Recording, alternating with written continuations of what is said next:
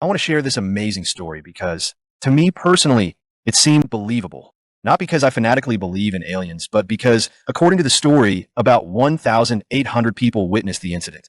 5 kilometers from the La Joya Air Force Base in Peru, at an altitude of about 600 meters above the ground, a strange silver object was spotted. Military exercises were about to begin at the airfield. The object was located in a restricted zone and did not respond to any messages.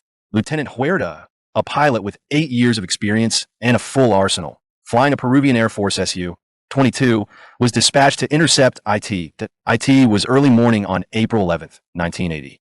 The La Joya Air Force Base housed 1,800 military personnel and civilians. The object resembled a balloon. Huerta did not waste time. Ascending to an altitude of 2,500 meters, he approached the UFO. Once in firing position, he launched a burst of 64 30mm shells. A cone-shaped wall of fire headed toward the UFO.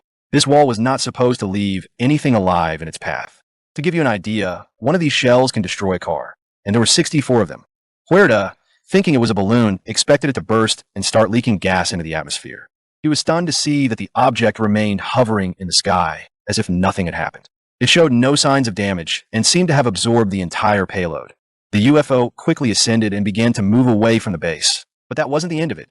Huerta was an experienced pilot and wasn't going to let it get away so easily. He gave chase, maintaining a distance of 500 meters behind the object. As they neared the city of Camina, located 84 kilometers from the base, the UFO stopped in the air as if frozen.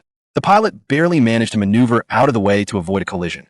Huerta decided to attack again. He still had enough ammunition. Drawing a crescent shape in the sky, Huerta once again approached the target.